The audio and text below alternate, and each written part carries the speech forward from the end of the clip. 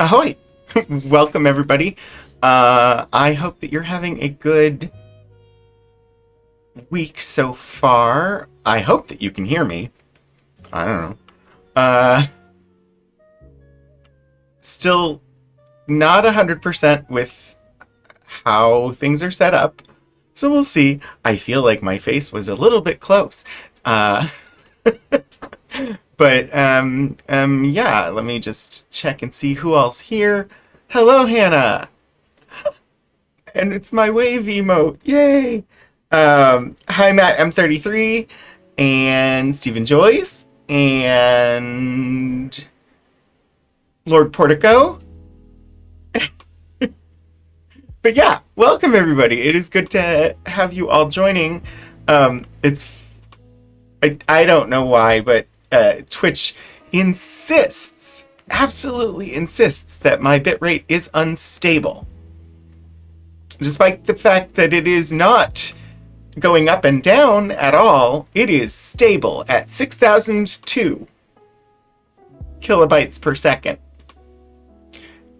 Which apparently Twitch thinks is too high and therefore calls it unstable. I don't know.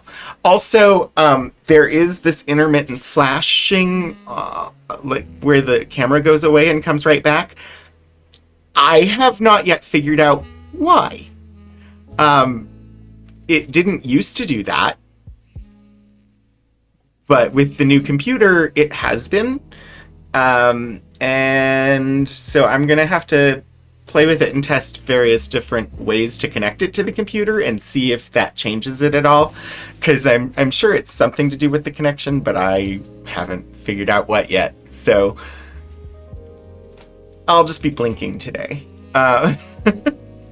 Anywho, how is everybody? Hopefully you're enjoying December so far. Yeah, I think it's Twitch that isn't okay. Let's see. Yeah, today we're returning once again to the Civil War Diary of a Confederate Teen, because we're not done. And so the O counter is going to get a workout today. Our total, will certainly be more than 41 after today. And yes, it's silly, but it's a total of 41. So yeah, the finding aid is there if you want to review, but I think we're gonna just dive in and continue the journal, and hopefully I will be able to decipher the handwriting. It didn't seem like it was too difficult, but I haven't gone very far in trying to transcribe it ahead of time. So who knows? And some days I can probably read better than others. As it is. Anyway, here is the journal. Yeah, I still haven't quite mastered this new setup. Hi, Concilians! Let's see.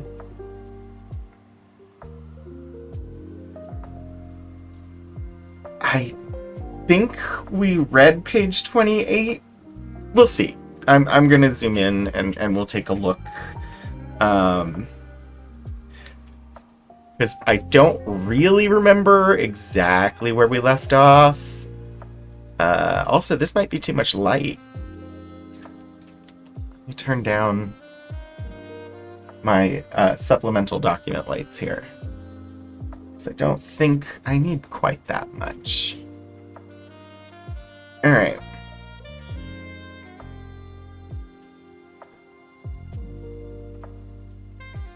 '28 was the Manse.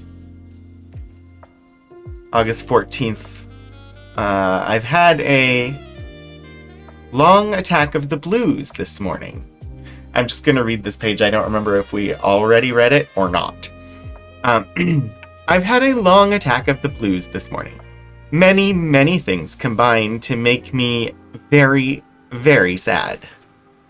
Cousin John read from the...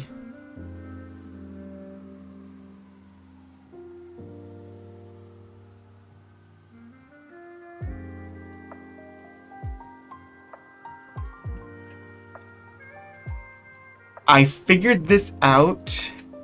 Let me just bring up my transcription, because I don't remember what it says, and I could stare at it and try and figure it out again, or I could look at my notes.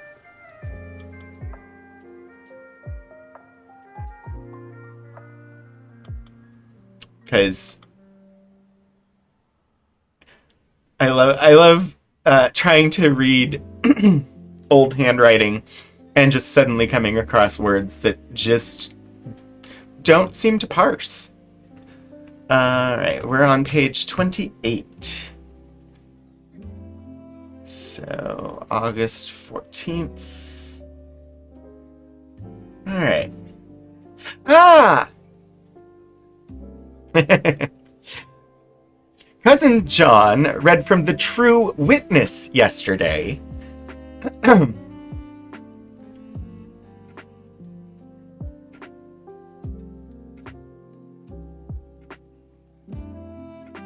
Which just Heinier gets.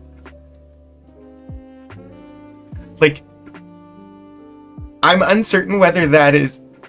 I don't know. Read from the True Witness yesterday that 2 males from every 10 white people, large or small, were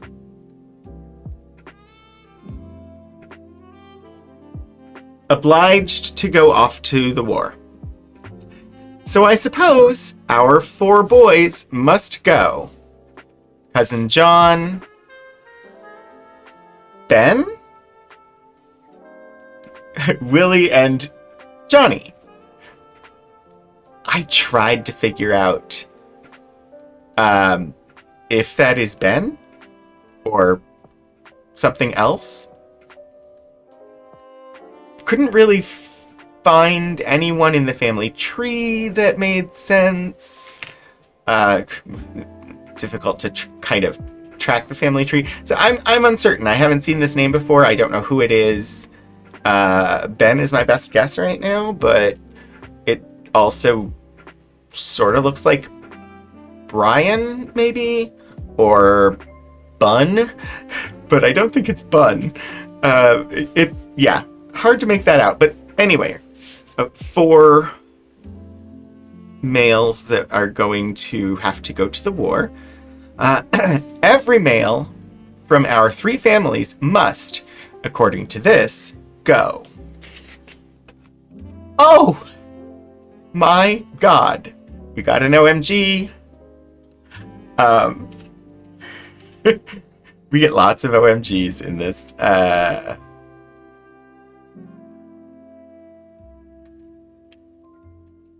Oh my God. Is there no heart to pity? No arm to save? What a sad, sad world is this. I feel as if I could tear the very heart out of every man who has brought on this unholy, wicked war. Oh, God.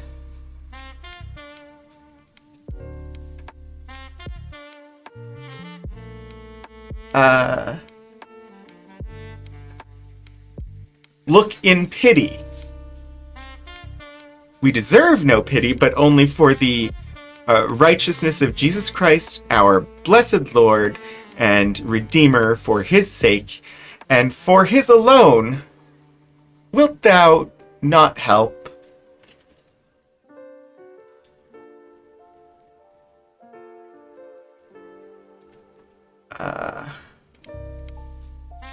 I need it just slightly bigger to...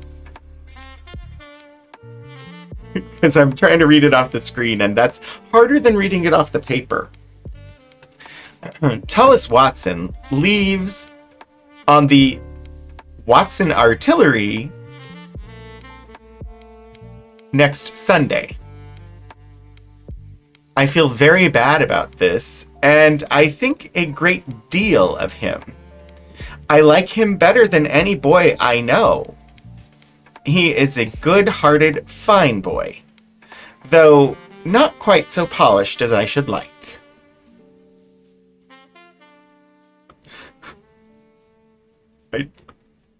Apparently, she likes this Tullis Watson, but he could use a little bit of refinement.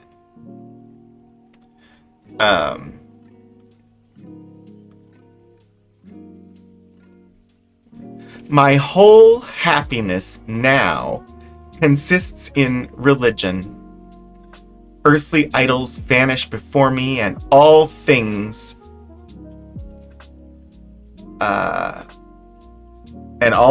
prove nothing.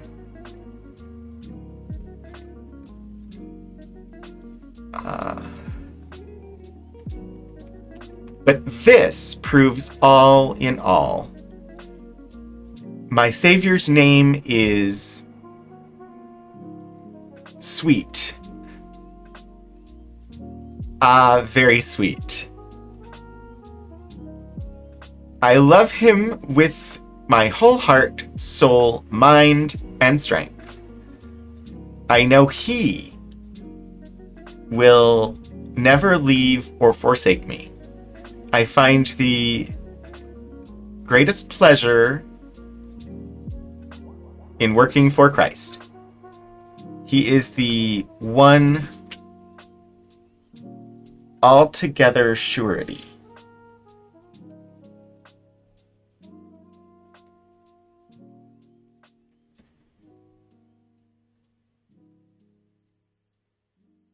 I'm not certain about this last word.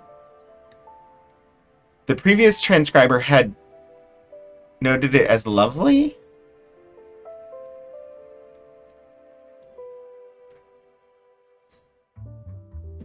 I don't know that makes sense. The one altogether lovely. But I'm not sure surety makes sense either. So who knows? That's the end of that page, though. It's going to drive me up a wall and down again that this camera keeps flashing like that. I don't know why it's blinking, and it will frustrate me to no end until I solve it.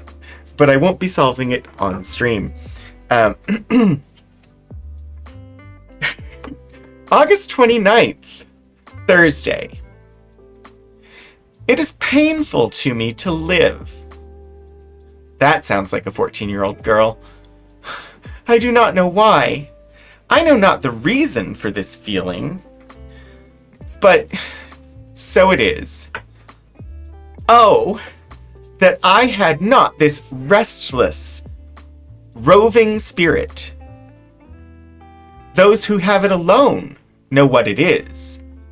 At times I am dissatisfied with the world and all in it. At others, I feel happy. I sometimes think I should like to be a hermit, live alone and die alone, where none can misunderstand me. Very often, when I say and do thoughtless things, I am reproved so very, very harshly, when I have never meant anything by it. This is what makes one so unhappy. I want to love my fellow men, but they will not allow me to do it. It has been a comfort to me to darken paper with these unhappy feelings, which I can never tell to any human ear. My God, I strive to serve thee, but oh, how many, many times I fail.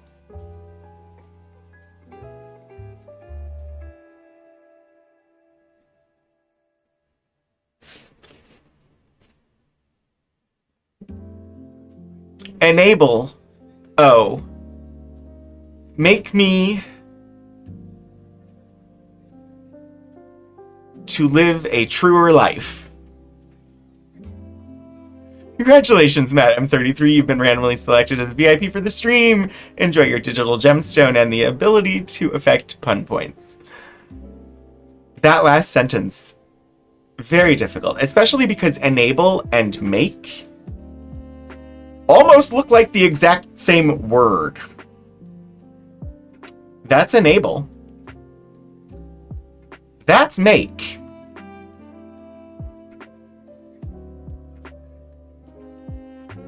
Capital E-N and lowercase m in this sentence look identical.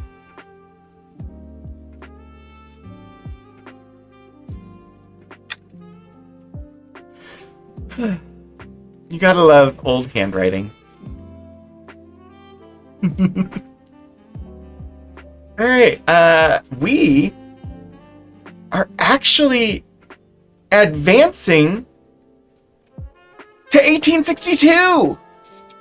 Which means we have jumped, how far? We went from August 29th, 1861, and we have now jumped to January 1st, 1862. So, unsurprising. A teenage girl just didn't write in her journal for a number of months. Every time we go through this journal, it makes me question my own cursive writing. Indeed, Happy New Year, apparently. Happy New Year, 1862. January 1st. The old, sad year is past. How much, oh, much sorrow it contained, and it is with joy I part with it. That long year first took away my own beloved father. Oh, what bitter anguish we all went through. It was like tearing out our very heartstrings to part with him. Happy I am that it is gone.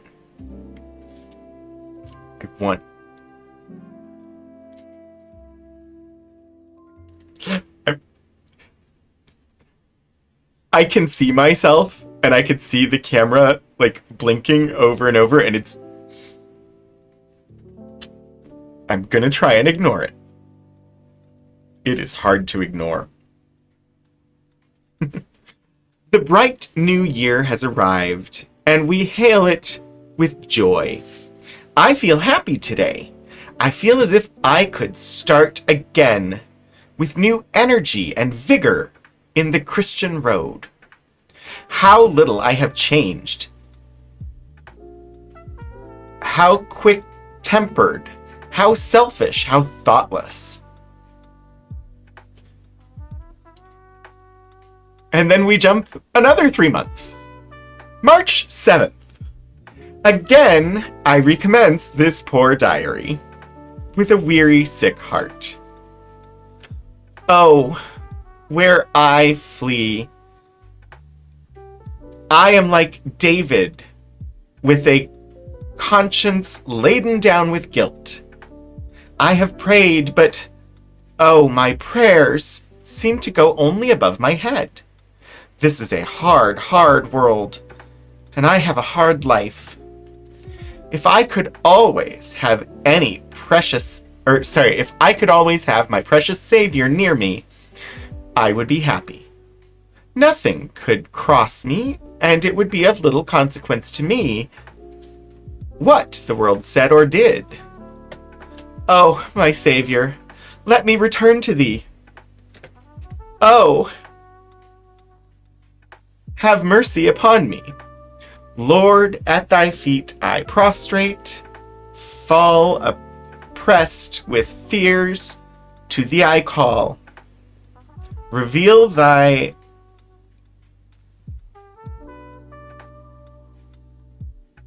pardoning love to me, and set my captive spirit free. And yes, I know it's a quoted lyric, but it is an O.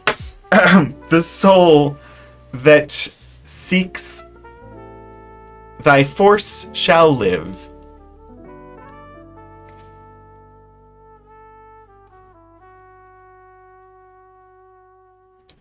So I'm not familiar enough with the story of David to understand her reference to being like David with a conscience laden down with guilt. I am not super well versed in Christian stories and mythology, so no idea. March 11th. Tuesday? Thursday? I can't tell. I think it says Tuesday? Anyway, Cane Mount. This is a bright, pleasant day, and wonderful to relate I am bright with it. One would think, from my diaries, that I was a cross old dear. Well, really, sometimes. I do not know what to think of myself. While I will not darken this page, at least with any of my sad thoughts, our recent defeats have done the whole country good. And I have no doubt, when the bad news reached us, that many a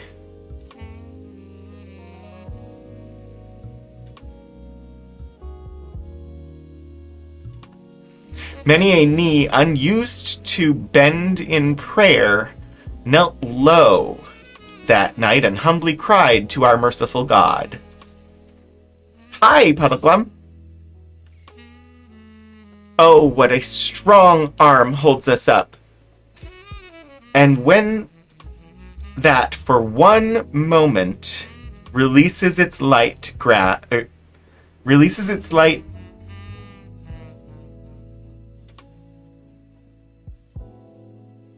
I think it's supposed to be grasp,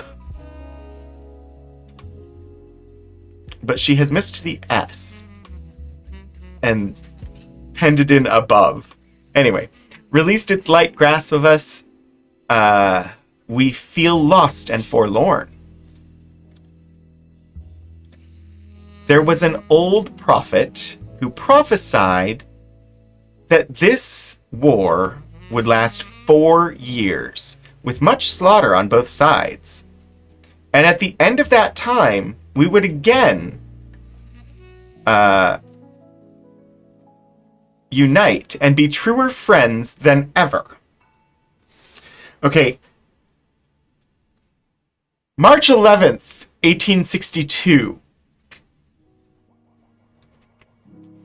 She's saying that there was a prophet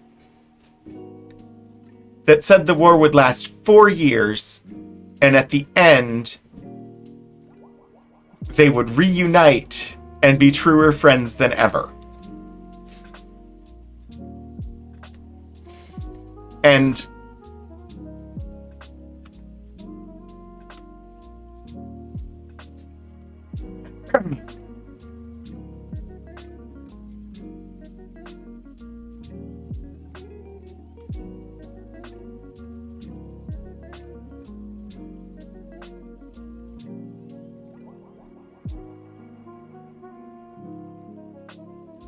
April 1861 to May 1865. 4 years. And then the states reunited. As to whether they were truer friends than ever, I think that's debatable from from the post-war history, but in 1862, she's saying that there was a prophet who prophesied that the war would last 4 years and then they would reunite. That seems to be a pretty accurate prophecy. Because the war lasted 4 years and then they reunited.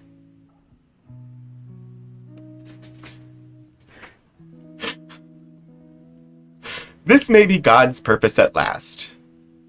We are too feeble to judge. But Lord,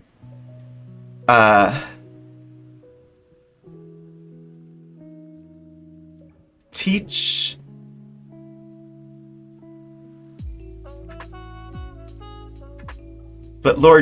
to lie passive in thine arms. May not a murmur escape our erring lips, but may we from the heart cry, Amen, Amen. Even so, Lord, for... Oh, gosh.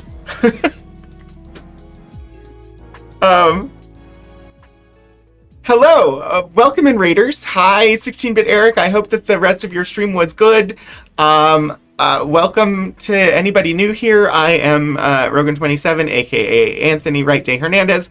I am the Community Collections Archivist at Virginia Tech, and this is Archival Adventures, a show I do roughly, well, most times once a week, where we look at things from the archives. Today is part 4 of the Civil War Diary of a Confederate Teen, where we're just reading the diary of a 14-year-old girl from Mississippi. It starts in 1861. We just reached 1862. And yeah, if anybody here was not already following Eric, there was a shout out. You should definitely follow Eric. We just had an interesting moment in the journal. Oh, that's awesome, Shadows. I'm glad that Eric's parents have that they're almost there. That's good to hear. We just passed an interesting point in the journal. This is March of 1862, and she mentions, where is it?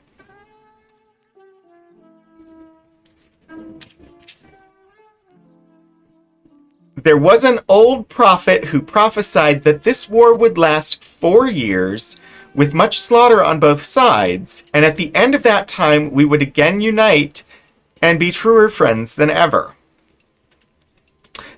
So this is a little over a year, or no, a little under a year, like 1 month shy of a year, that the war has been happening.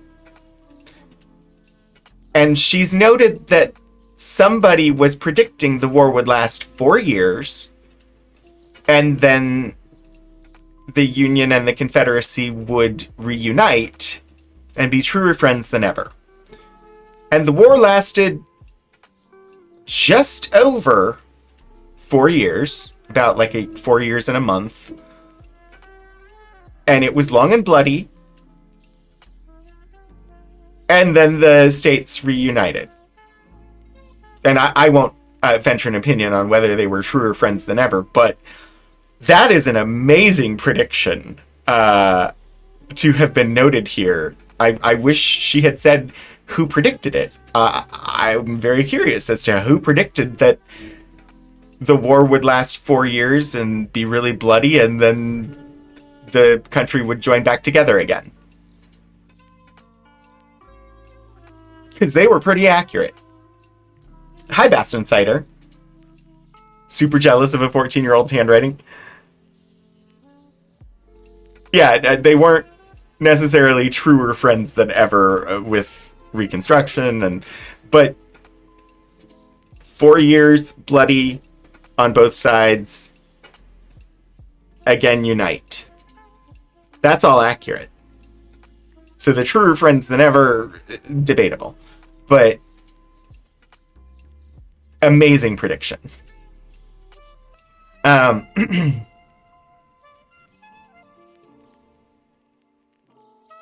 Okay. We are here just after the amens. Even so, Lord, for so it seemeth good in thy sight. We are short-sighted, erring creatures, creatures of a day,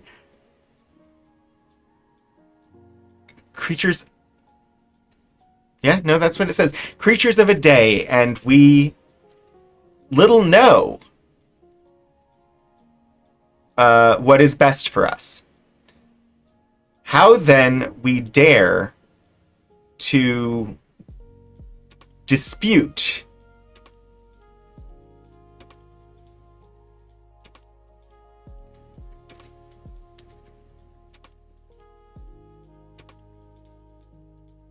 the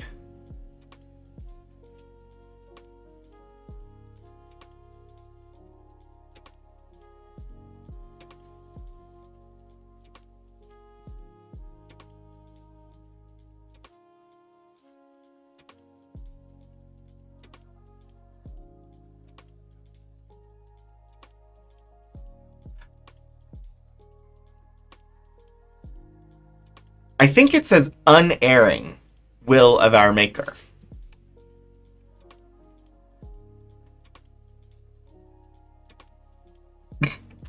And whoever transcribed this before had a really difficult time with her handwriting. So, yeah, I'm pretty sure it either says inerring or unerring. And it's weird because there's what looks like the long stem on the N, but knowing her writing, that is probably unerring. At this point, I know her writing pretty well. We're 31 pages into this, so. 32. March 21st. P. Usually she's been putting the location up here. I don't know what P means. I know there's been references to Philadelphia, but I don't know that she would have traveled all the way there from Mississippi in the middle of a war in March of 1862. So I don't know what the P means. That might take some research. A bright and beautiful day. Oh, that everyone in this sinful world could be as bright and pleasant as it is. Today, Ginny and I had a fallout. Well, Mrs.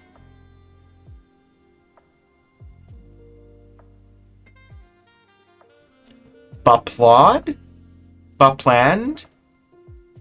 It looks like Bopland, which seems odd. I believe we'd encountered a Mrs. Borland before, but that definitely looks like a P. Anyway, well, Mrs. B and Sally were in the parlor, the former giving the latter a music lesson. Oh, music lesson. It could have been either, but it's music lesson.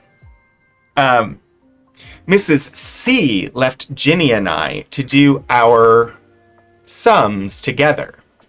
Well, we got along very well together for some time, as we always do, until we came to quite a difficult sum.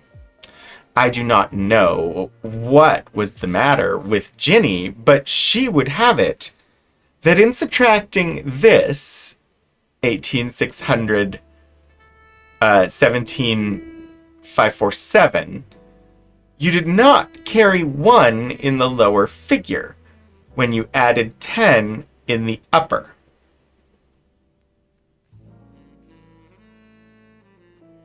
I think she was confused. She explained and explained it. I explained and explained it to her and declared she had always done it. But she said no, it was not so. She had never done it in her life. I got pretty angry at last, and at last told her she was a fool if she did... if she... Oh, she was a fool if she stuck to that. She then told me she wished I would shut up. I couldn't talk any better than that. Or shut up if I couldn't talk any better than that. And added she didn't want to come back here anyhow. Ma and Mrs. C had had a slight trouble some days before, and Ma had said Mrs. C and her family were a great deal of trouble. And upon this, Ginny had been sent away, but afterwards returned. Some drama happening. I answered, I didn't care if every one of them left in one bunch for New Orleans. Right off. These 4 remarks ended the conversation. Nothing more was said on either side all day, and through supper she never said a word, and her eyes looked as if she had been crying. All day I was uncomfortable, for we were friends, and when friends quarrel, both sides are always very sore. So I felt I would not have fallen out with Ginny for anything. We were dear friends.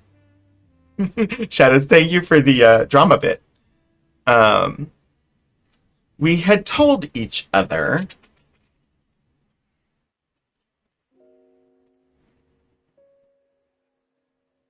all our troubles and had always been affectionate and sympathizing together.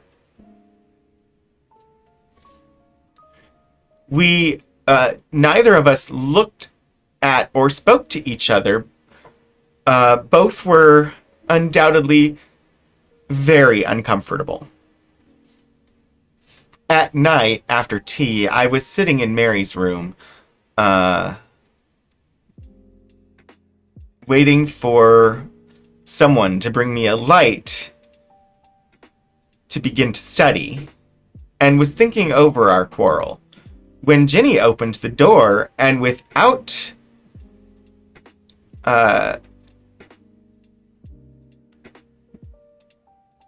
coming, I said, "Where's Essie?" No. And without coming, said, "Where's Essie?" I answered, "I did not know." Then, in a changed and gentle tone, said, "I expect she is in the dining room." She had started to go out, but turned and came in again and shut the door. We both seemed a little timid about speaking, but I said in a soft and rather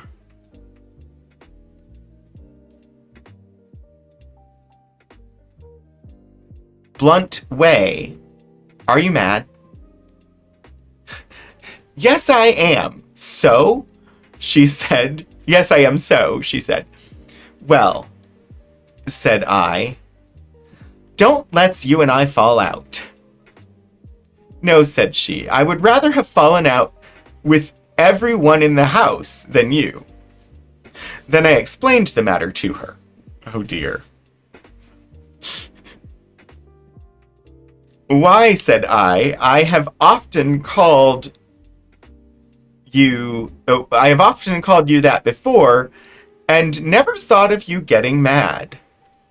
"Oh," said she. "Oh, it still counts as an O. Every time O is in here. It's another O. "Oh," said she, "that was not what made me feel so bad, but you said you did not care if we all went away." Well," said I, "Ginny, don't you think it is aggravating to be forever told you wish you could go away from here, and you wish you was in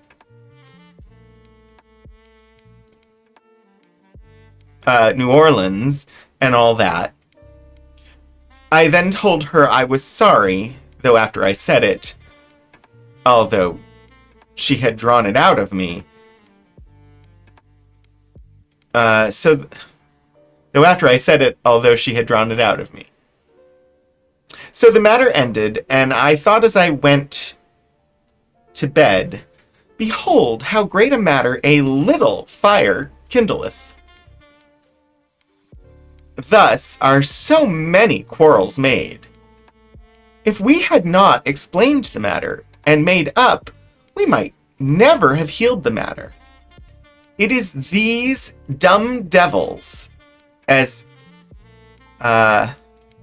Dr.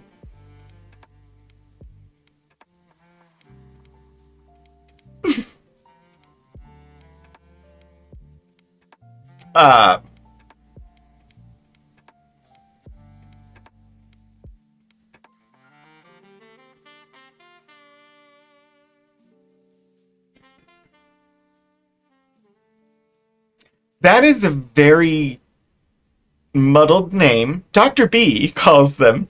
That makes so much trouble. I think I'm going to spend a minute and just examine this word and see, can we... Ah! Wow. It's Breckenridge.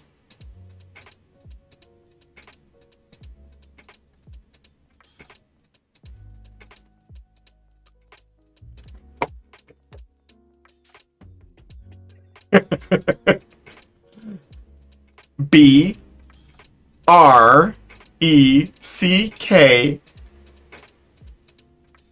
E N R I D G E.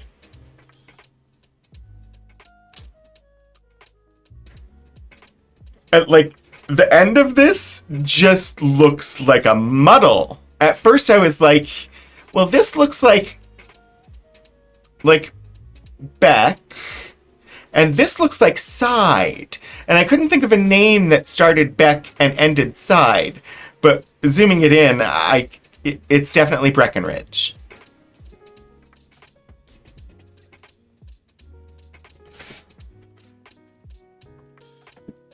But that is definitely a handwriting what?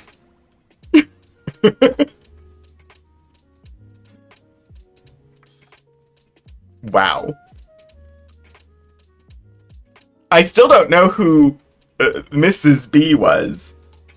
That one didn't make any sense to me.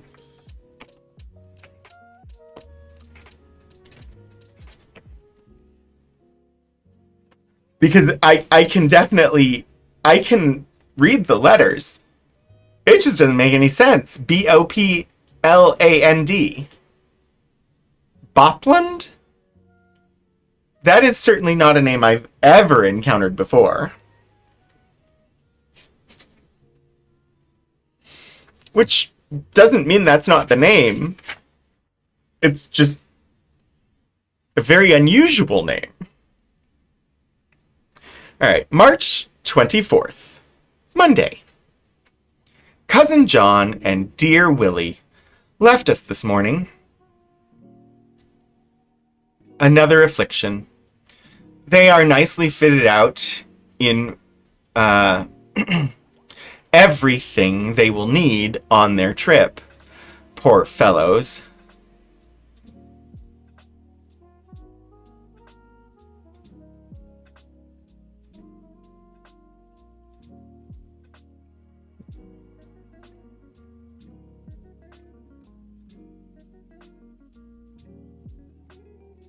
Poor fellows.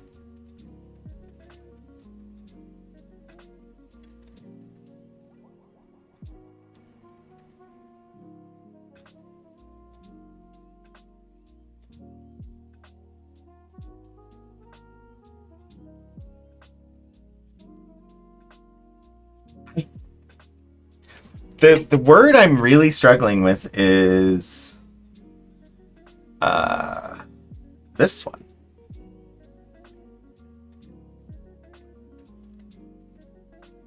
some poor fellows, something in all hated to see them go away.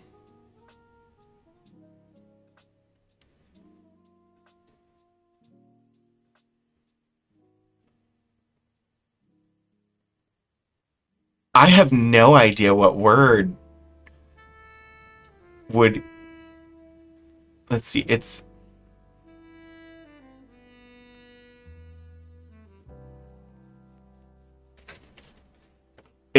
an H. It starts with an H.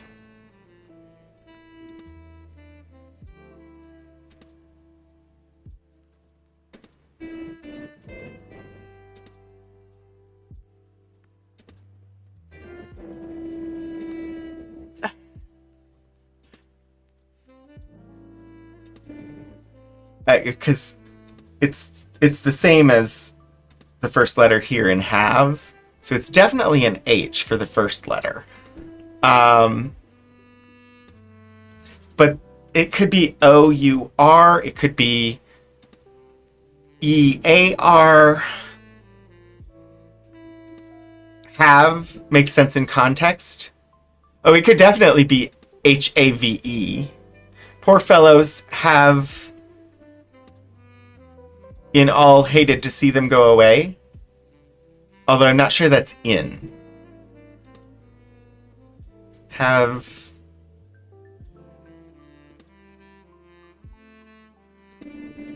on all. It also could just be... No, it's not. It's not an and.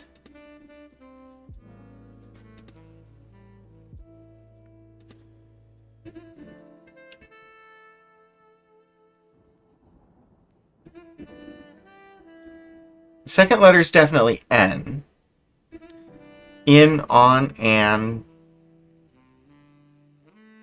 Those are really the only possibilities. So, I don't know. In, all is my guess. But have would make sense there. Poor fellows have in all hated to see them go away. Dr. Breckenridge made a lovely psalm and made one of the most beautiful prayers I have ever listened to. He is such a sweet, gentle old man. Everybody loves him. The dear boys have left us.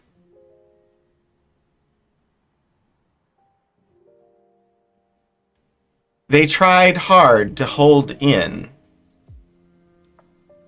but rushing from one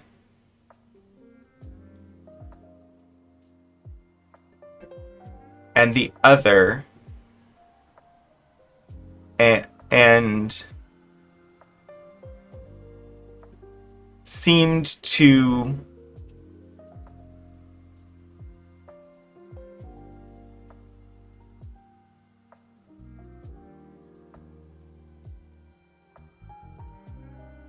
hard to say goodbye. Wow.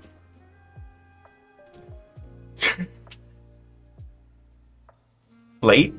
No, it looks like hat, but it is definitely not hat. And she sometimes leaves out letters. Sometimes crosses letters that shouldn't be.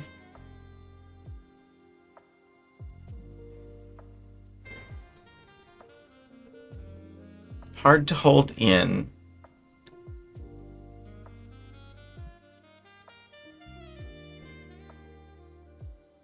That could be both rushing from one to the other and seemed to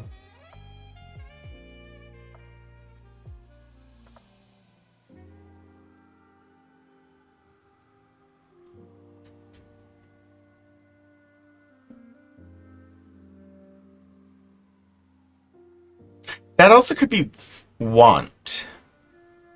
Given the way she writes things, that could be a W.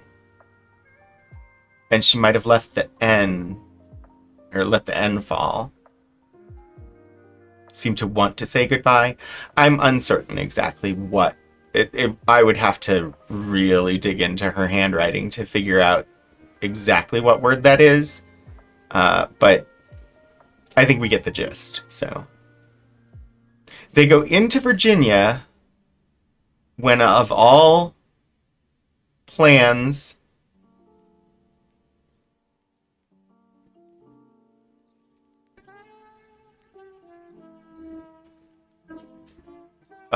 they go into Virginia where, of all places, the war is raging.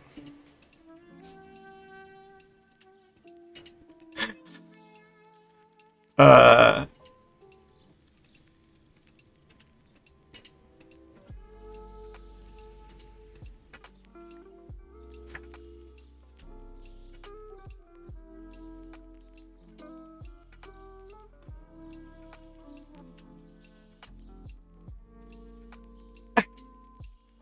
perfectly.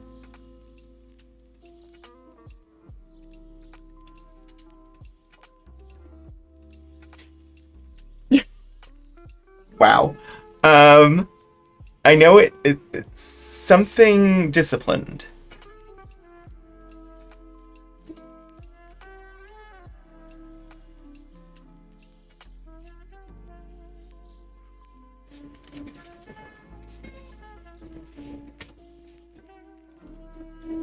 I'm gonna see.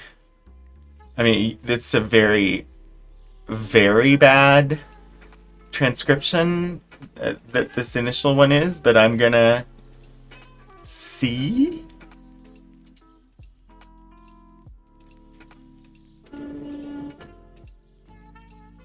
Yeah, no, that's not it.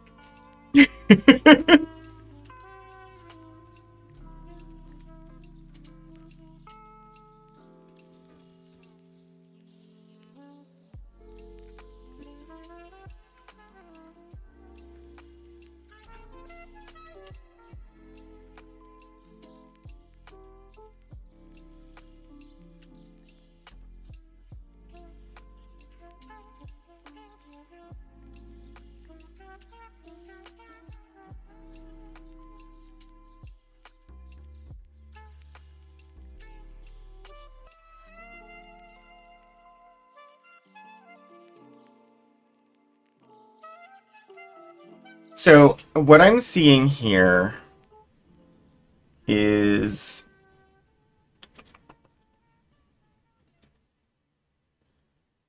perfectly something, and this is either a ed at the end, or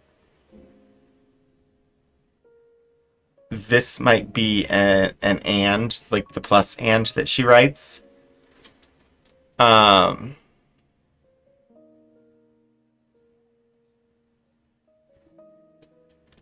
PLINED is why I think this is disciplined, because it continues in the art of war.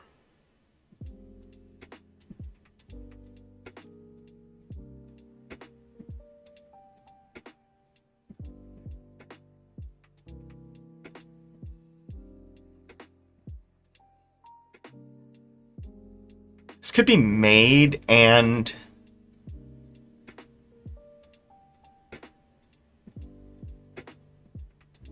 something.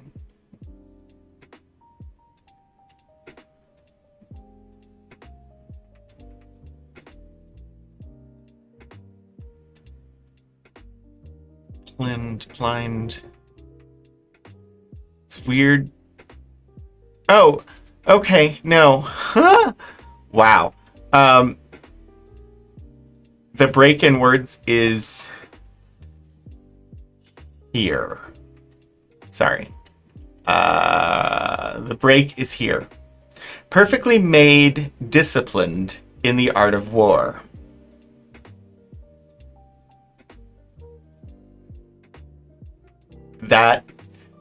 This here is the D for disciplined.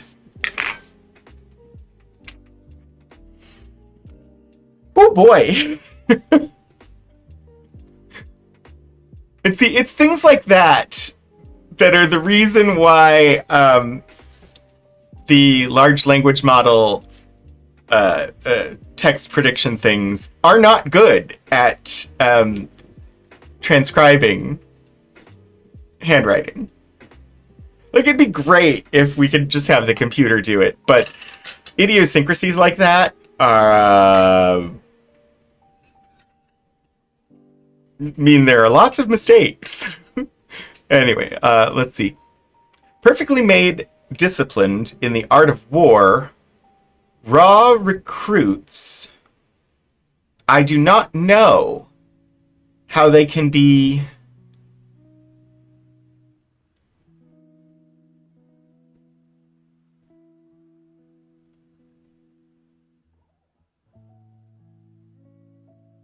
I think it's sound in battle.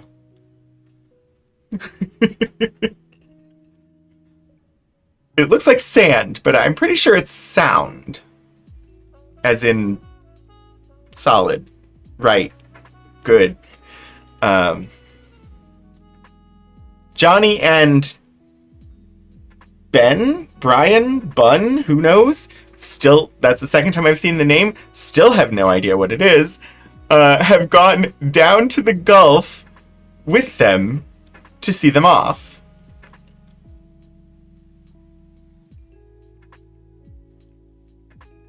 A great many soldiers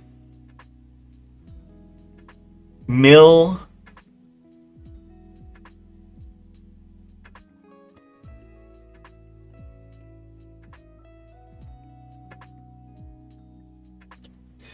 to on board, and they will go.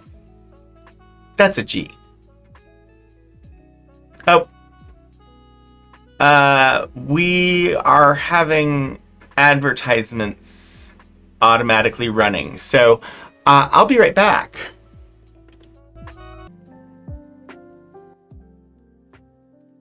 Okay, sorry. We got...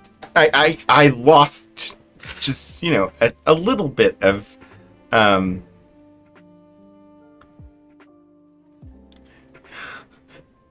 I got a little lost. I missed that the advertisements were about to automatically run. Anyway, we're back from that, so let's continue. Alright.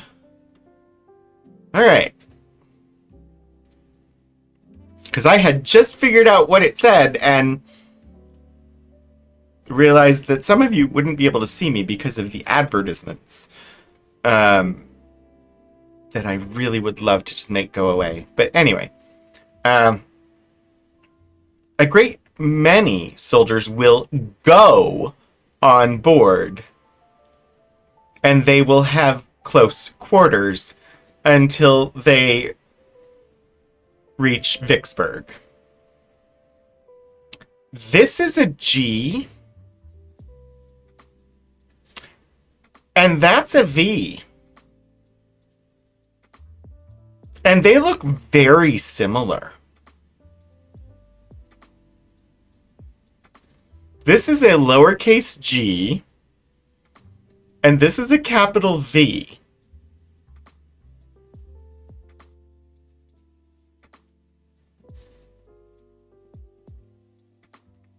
The fact that I'm able to read this as fluidly as I can is frankly amazing. I'm not saying I'm amazing, I'm amazed that I'm able to read this as easily as I am. Because I agree, Bastion Cider, those are not a G or a V, but they are.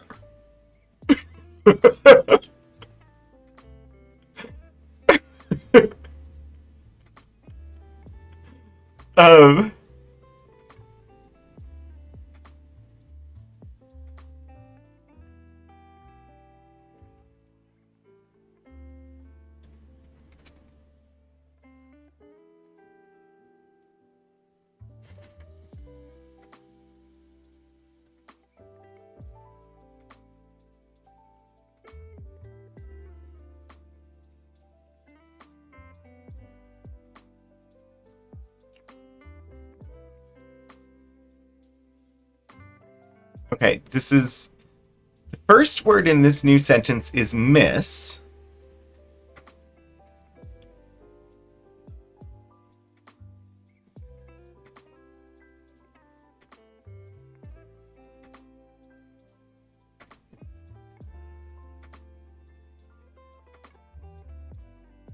And then there's a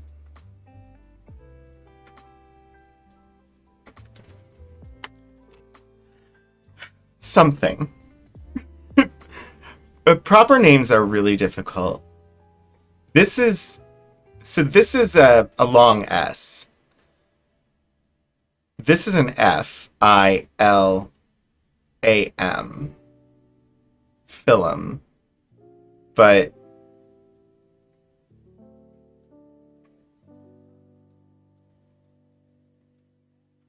this is like G something L. Gelfilm. Again, it's a proper name. I have no idea what the proper spelling is, and it could easily be a name I've never heard before. So hopefully it'll maybe get mentioned again somewhere and be easier to read. Miss G goes with them.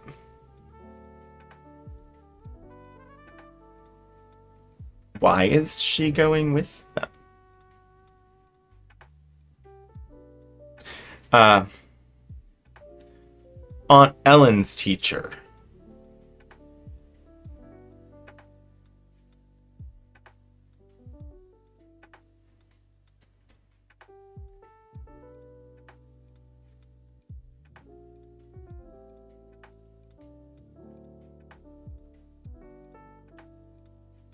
She professes to be with the South, but is strongly inclined the other way.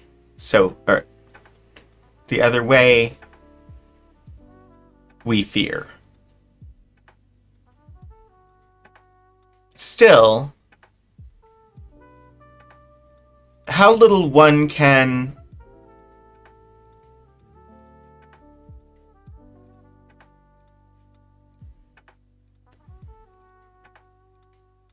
I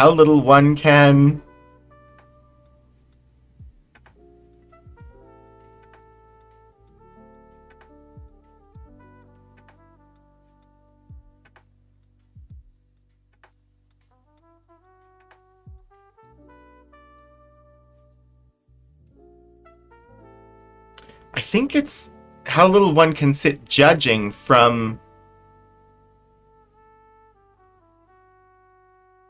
outer and appearances.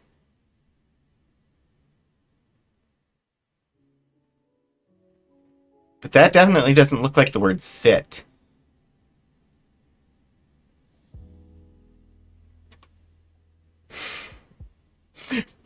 Anyway, we get the gist.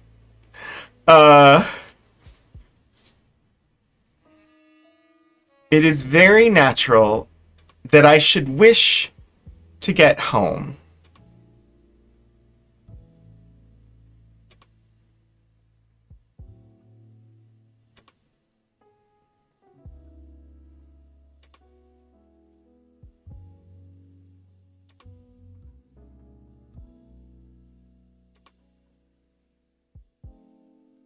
Aunt Ellen.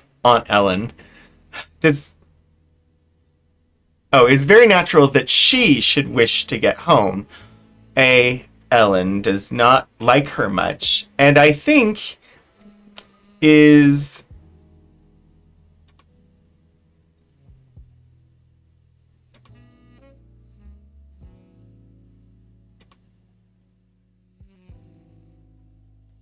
something glad to get rid of her.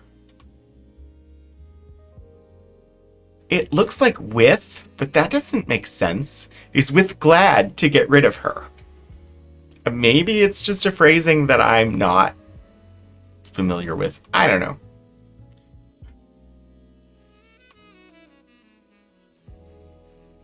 I hope she will get safely home.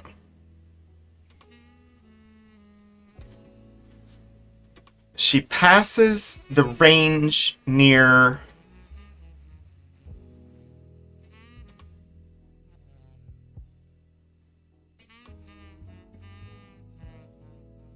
She passes the range near...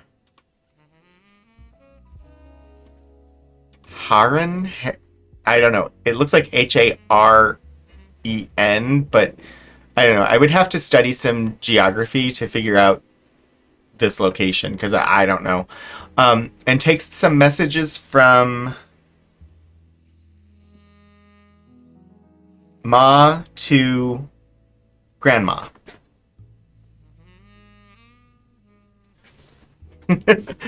From Ma to Gma. Oh boy.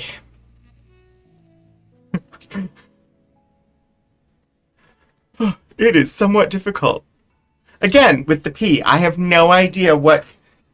I don't know where P is. We haven't had mention of it. I don't know where it is. March 26th. Just as we came out of school today...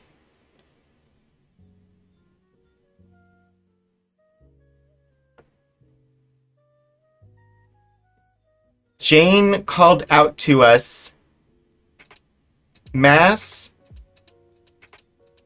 Millie's here. We both ran down to Mama's room, and there he stood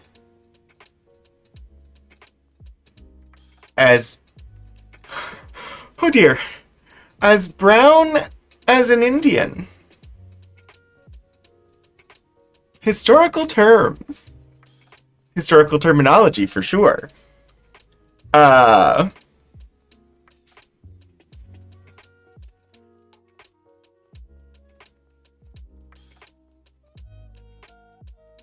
Just throw that in there. Yeah, Bastion Cider. I mean, it's 1862. It's not really surprising to encounter. Honestly, I would have expected to encounter a lot more.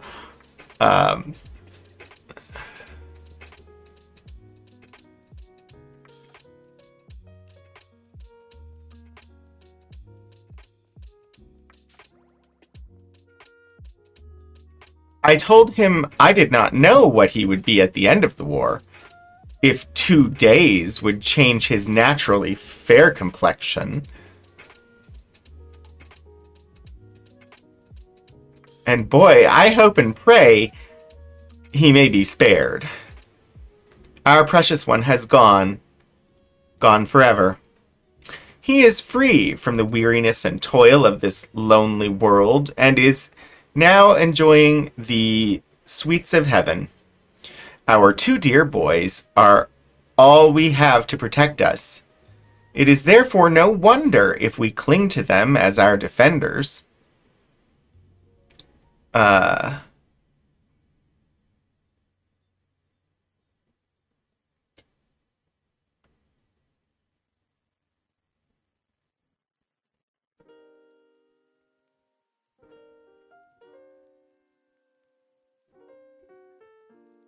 think it's M. After getting as far as Vicksburg, returned on receiving a telegraph from Mama telling him of an offer as secretary to Colonel Wilkins, Fisk. He was starting as a private. If he acquits himself with merit, he will probably rise. Poor fellow, I feel sorry to see him go, but would give a world of money to go with him. She's mentioned a couple times now that she wishes that she could go and help out as like a nurse for the war. March 29th. But she doesn't write anything. And then page 36, we have April 18th. Battle of Shiloh, fought 5 and 6th day of April 1862.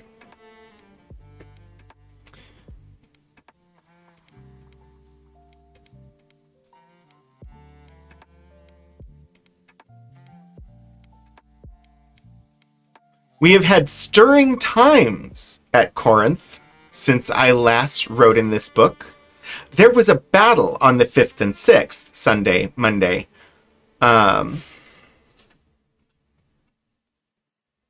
Two of our greatest victories, the Battle of Bull Run and Shiloh, were fought on the Sabbath.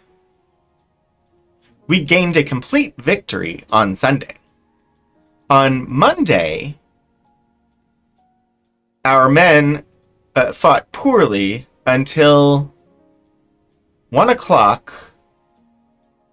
Beauregard, though knowing here was an end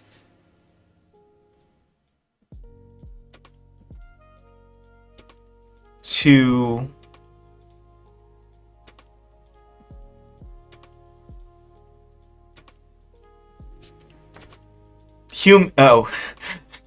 okay.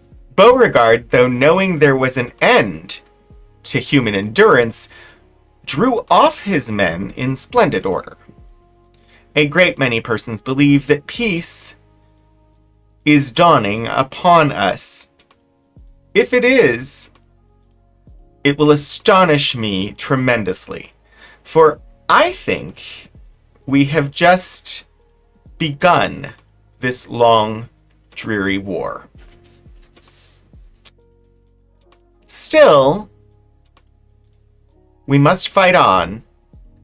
Our lives, our homes, our lands, our slaves depend on the end of this matter.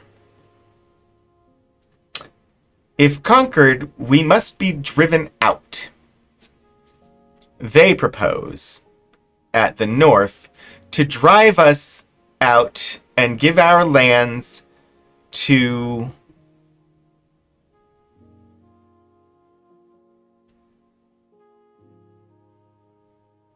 Northerners.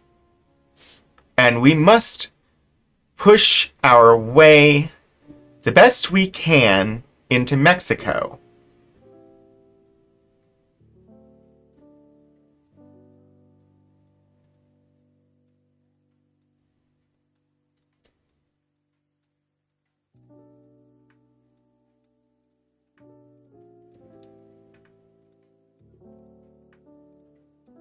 Something we must.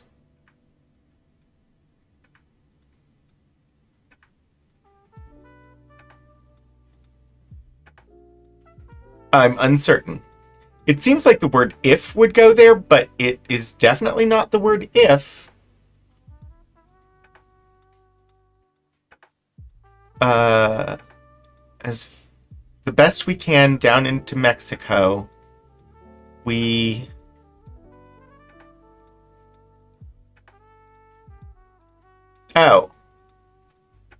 I think it's just we must. I think in the middle of those words is a word that's crossed out.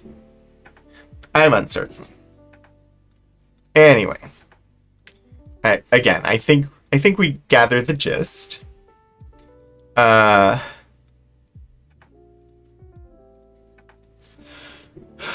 a wounded snake, drag our slow length along. And at last die and be buried in that foreign clime. Ah, how can human beings, our own brothers, our own blood, contemplate such treatment for us? May God forgive them. Where is now their boasted religion? Where is their Christian benevolence? There was a soldier, Southern, at Pensacola, who fell into a very deep sleep and left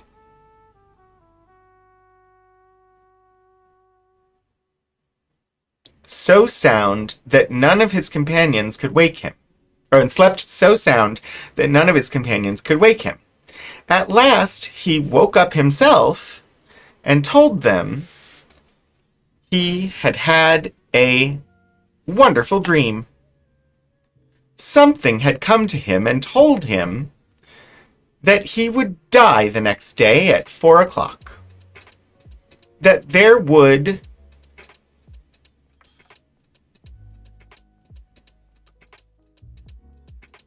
be fought a tremendous battle the last week in April, and that we would be victorious. It is to be the grandest battle ever fought on American soil. In May, peace will dawn upon us. The man is said to have died the next day, at the aforesaid hour, while we await with joy the conclusion of this wonderful prophecy. Yeah, that prophecy not as good as the previous one.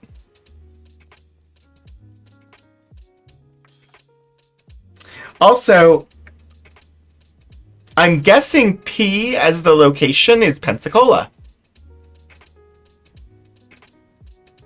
Because, like, this is the first location I've seen mentioned that starts with P, and she writes as though she was there, so I'm guessing P was probably Pensacola, but I don't know for sure.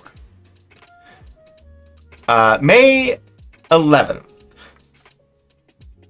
2 soldiers came here today. One of them was rather fat and looked... Oh, wow. One of them was rather fat and looked the healthiest. The other was young, but very thin indeed. The fat one, however, was the sick one. They came in and sat down in the hall. I went in to see them, as Ma was in Port Gibson and Johnny out in the field. I asked them all about who they were, where from, and where bound for.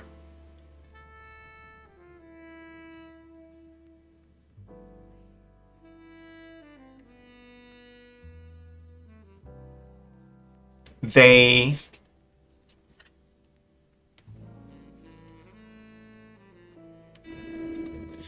were from Concordia Parish, going on to join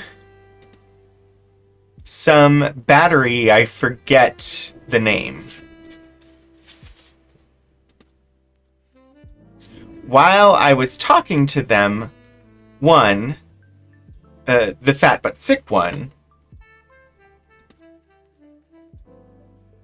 was...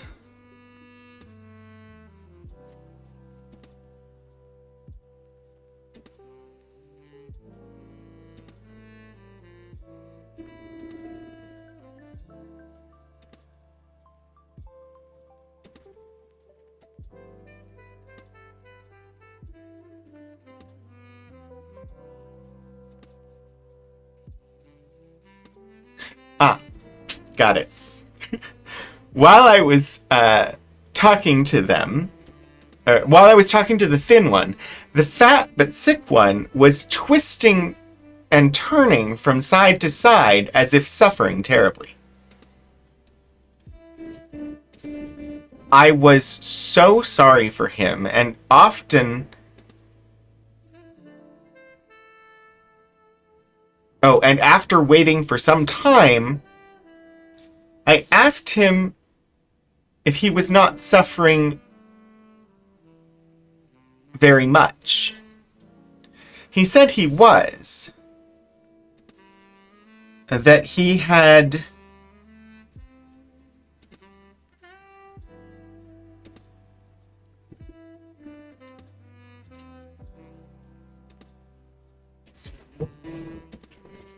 Okay, I need help with this one.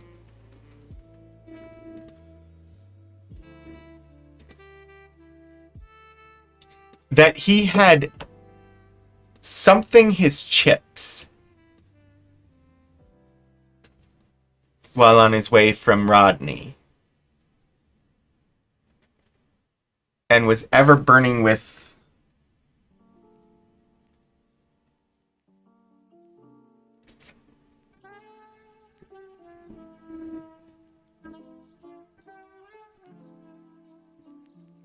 and now I've and was ever burning with fever.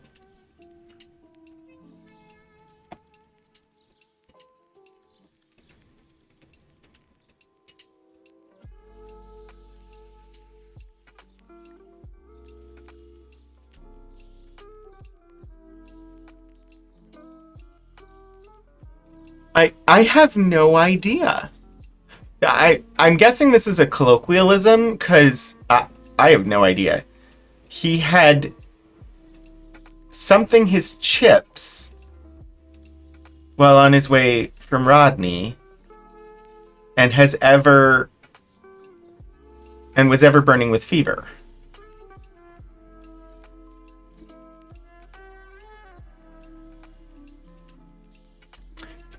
This first letter could be many things.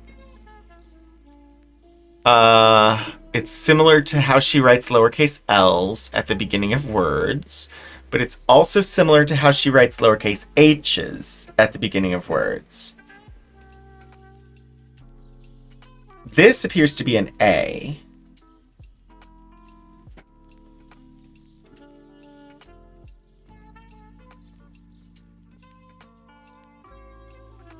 This could be a VE, this could be an N, this could be ER. It could be a lot of things.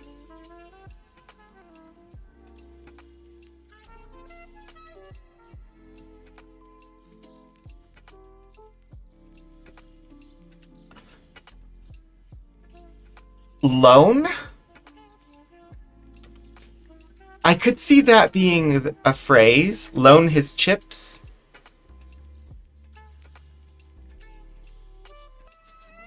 As a phrase to describe emesis.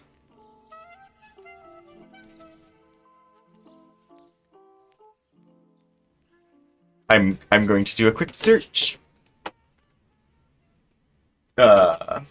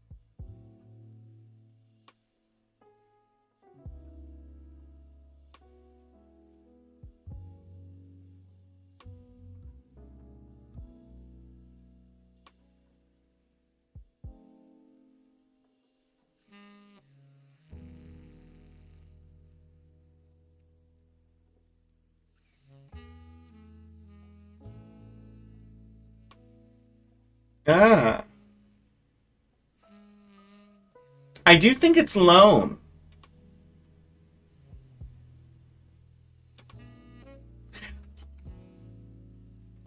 I don't get any exact matches to loan his chips or loan one's chips, but I do think that's what it says, and I think it is related to the phrase cash in one's chips. So I think what it's saying is that he got really sick and is now burning with fever. Like, really sick, like close to death sick. Interesting. I could see that as a phrase, like, you loan your chips if you're close to death, and then you cash them in if you die. That would take a little bit of research, but it seems like it would make sense as a colloquialism. I thought for a while, then asked him if he would not like to lie down. Wow. That is the word he.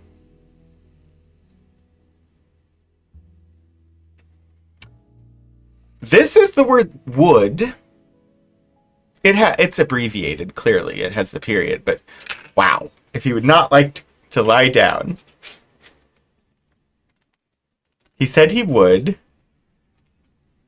And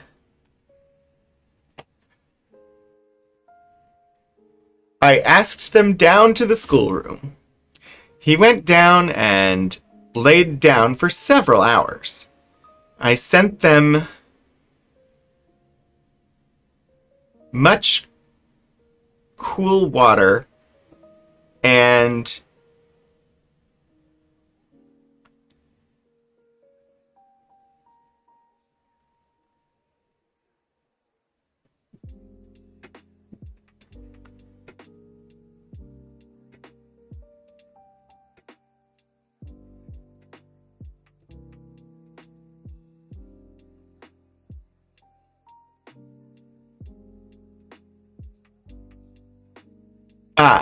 I sent them much cool water and towels to bathe in, as it was very warm.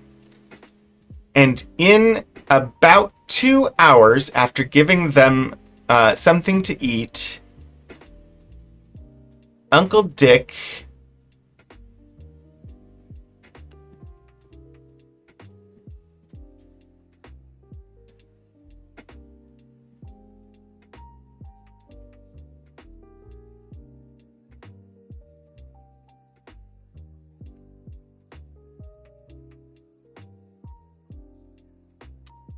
something, and all was ready.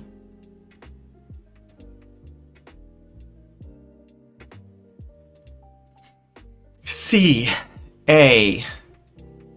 If that is M-E,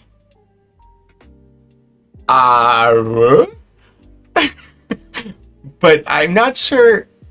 It looks like cart or cast.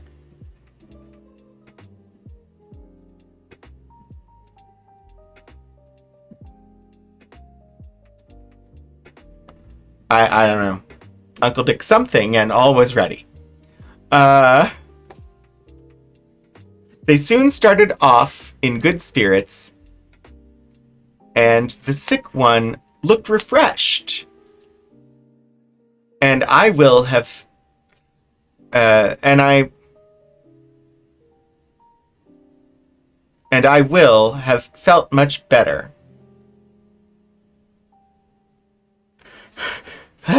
Don't eat Uncle Dick. Pretty witchery. Hi. May 19th. Uncle Dick came back this morning. He says the soldiers reached town in safety and that the sick one was very sick, however, on the way and felt badly. Poor fellow, he was real sick. Uncle D said they were extremely grateful and complimented me very much. Yeah, Pretty Witchery, I haven't quite figured out what's causing the blinking. I need to do some testing with either I need to try a new cable or a different port or a different camera, which I can do. I just yeah, I need to get that testing done, but we're just dealing with it for today. It's driving me up a wall and down again, but I'm just trying to ignore it.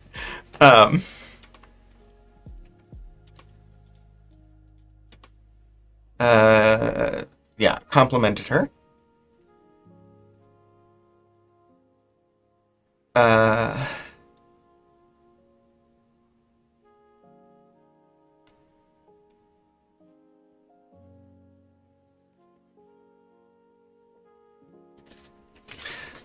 he said they were coming back to see me after the war was over, and if they were spared.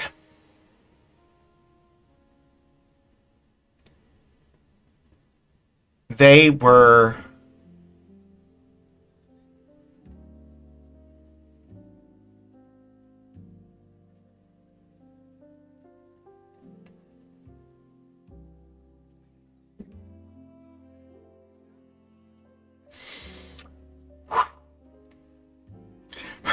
Her handwriting is devolving.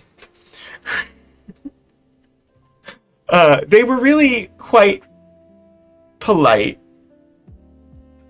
well-behaved young men. I was very much pleased with them. Poor fellows, I hope they will be spared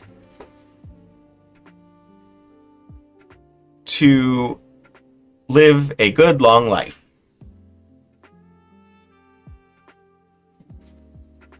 We're also getting quite a lot less O's at this point. The angsty O's have sort of... Never mind. May 13th. Oh, my dear diary. What would I do without you to turn, or to unburden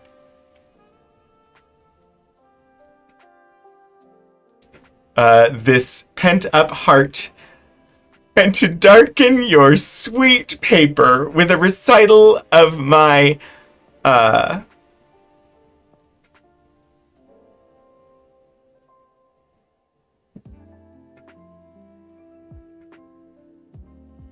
I know, it was amazing timing, of my...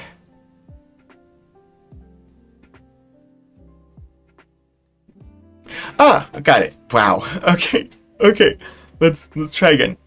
What would I do without you to unburden this pent-up heart and to darken your sweet paper with a recital of my numerous and changeable thoughts?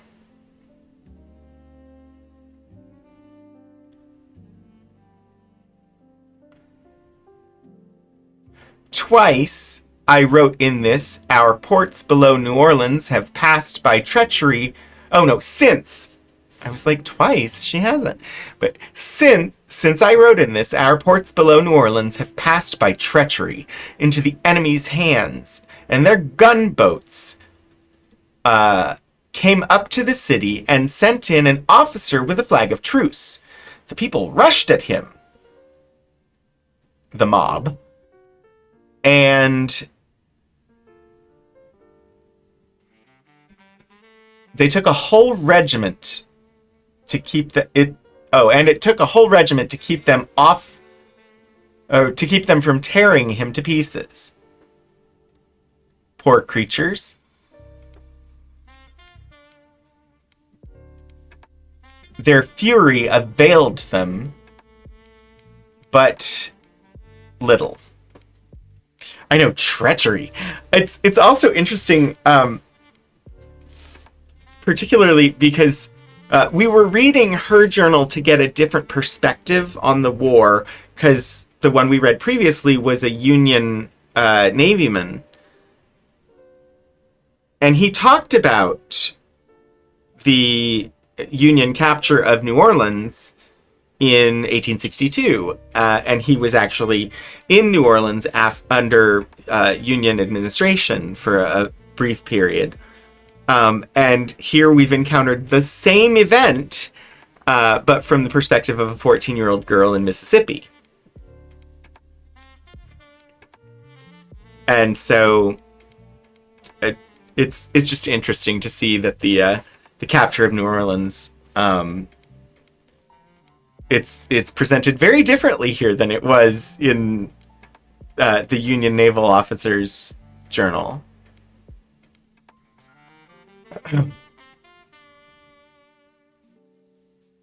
General Lovell and his army considered it best to have the city, to leave the city, as the soldiers on the gunboats would not land and fight, and they were not strong enough, or as they were not strong enough. And now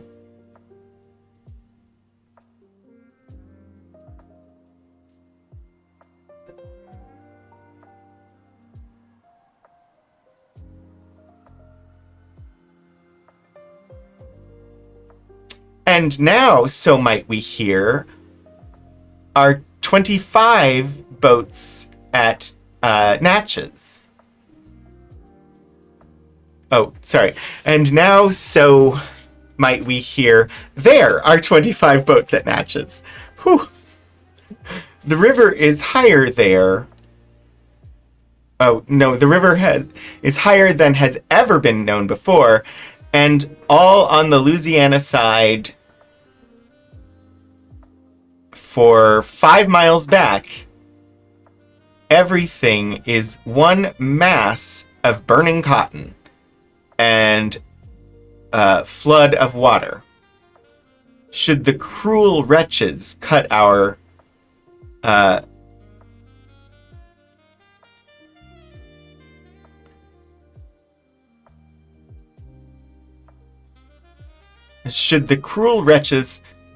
fences, the Louisiana people will be swept away. No. Sorry. I got it. Should the cruel wretches cut our levees, the Louisiana people will be swept away like sticks and will find a grave in the bottom of the relentless King of Rivers. Oh!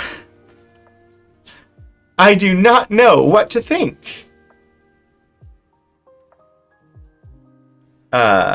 Vicksburg is being strongly fortified, and every delay on the part of the Federals is giving us more time to prepare there for them. It's Louisiana. You're likely to get swept away by a river no matter what. I mean, you're not wrong. All the women and children have been removed, and they are preparing for a long, bloody resistance. May God in his mercy spare us. The provisions at Corinth, we fear, are getting scarce. But still, we will hope on. Oh, for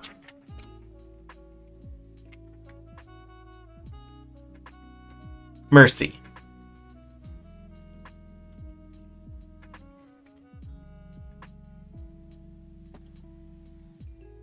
Mercy.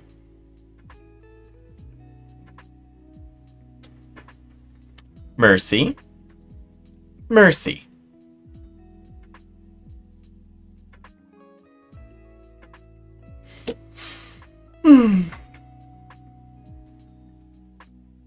Reading handwriting is difficult. If God would only give us success, for if we do not succeed, we are ruined. Oh! My Father, give me faith in this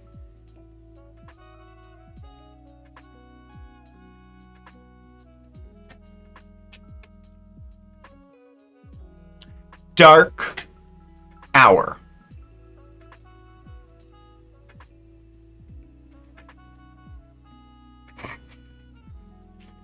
It's dark hour.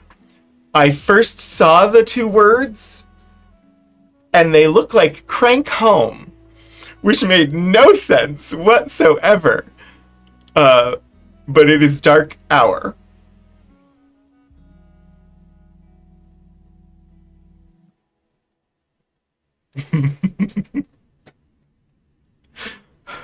Wow. Okay, I can't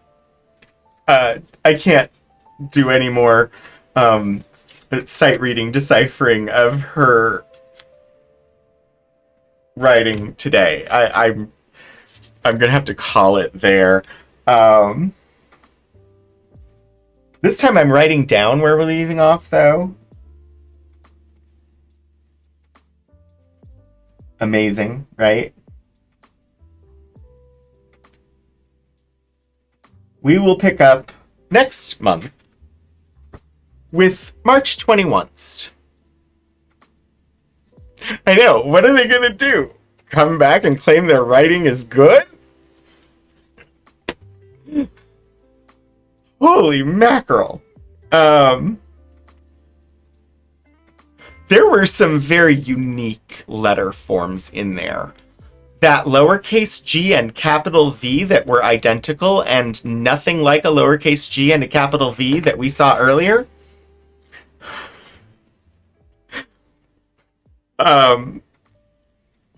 It is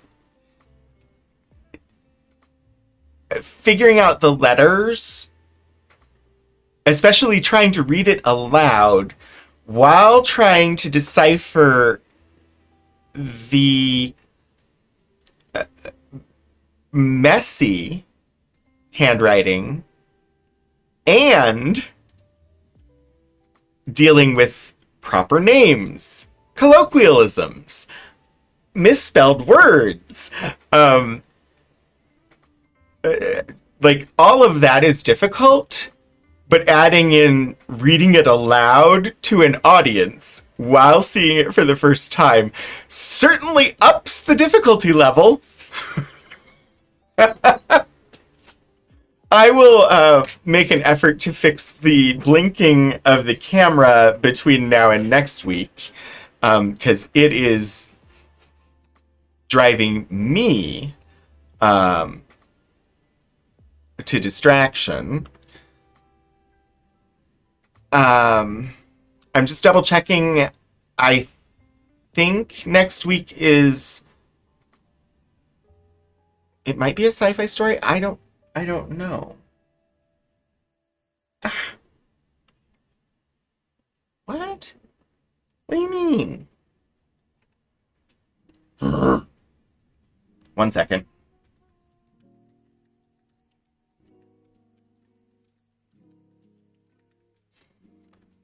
It decided all of a sudden that I needed to enter my password to access the network drive that I've been using all day, and that is still connected. Yes. So next week we will be reading Alas All Thinking by Harry Bates, number 14 in our series of sci-fi stories that we've been doing. And then on the 17th, it will be the final Archival Adventures of 2025, that I have titled A Universe of Sky and Snow. So yeah, that's what's coming up. Let me see where we're going to raid. You all probably have a good guess as to where it will be, but I'm still going to check. Let's see. We've got Steven playing Hollow Knight. We've got paleontologizing, doing news and Q&As. Yeah, we're gonna pop on over to Steven. If there was something like amazing going on at paleontologizing, we'd go there. But Steven is a friend of my channel, so we're gonna pop on over there. Enjoy the tiny hats and the wonderful community, and Steven being very distracted by some really difficult game mechanics. But yeah, I'm going to go ahead and set that up. Hopefully I will see all of you again soon. And thank you very, very much for joining. You know, I have credits that I completely just blanked on. Of course, that is me, your host. Thank you to my mods, Hannah and Lord Portico. And Shadows, thank you for the bits. Oh, Pretty Witchery, yeah. And of course, thank you, 16-Bit Eric, for the raid. And we've been listening to some lovely music from Lo-Fi Girl. Yeah, hopefully I see all of you again soon. And until I do, keep exploring history, everybody.